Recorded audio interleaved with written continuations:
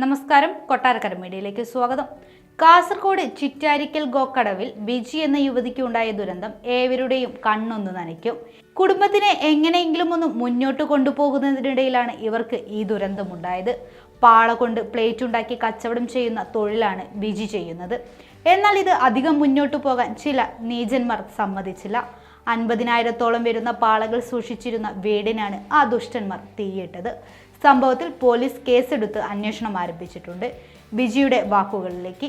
കഴിഞ്ഞ മാസം 7-ന് ആരാണ്ട് ഞാൻ പാള സൂക്ഷിച്ചിരുന്നായിരുന്നു. 50,000 പാളകളും ഈ പെരുക്കെട്ടിൽ സൂക്ഷിച്ചതാണ്. മഴക്കാലത്തേക്ക് ഇനി പാള കിട്ടുകയില്ലാത്തതിനാൽ ഞങ്ങൾ ചെയ്തതായിരുന്നു. കഴിഞ്ഞ മാസമാണ് ഞാൻ ഈ വീട് വാടകയ്ക്ക് എടുത്തത് 1,500 രൂപയ്ക്ക്. പക്ഷേ കഴിഞ്ഞ മാസം 7-ന് അത് രാത്രി ആരോ തീയിട്ടു.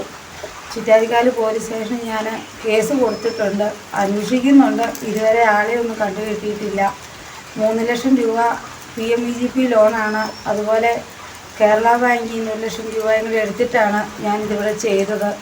നല്ല രീതിയിൽ നടന്നു വരികയായിരുന്നു. അപ്പോഴാണ് ആരാണ്ട് ഇന്ന് തീയിട്ടത്. ഇനിയിപ്പോൾ ലോൺ അടയ്ക്കാനോ കാര്യങ്ങൾക്കോ യാതൊരുവിധ മാർഗവുമില്ല. ആകെയുള്ള ഉപജീവന മാർഗമായിരുന്നു ഞങ്ങളുടേത്. ആരാന്ന് ഇതുവരെ കണ്ടുപിടിച്ചിട്ടുമില്ല. സാമ്പത്തികമായിട്ട് വളരെ ക്ലേശകരമായ അവസ്ഥയിലാണ് ഇപ്പോൾ ഞാനുള്ളത്.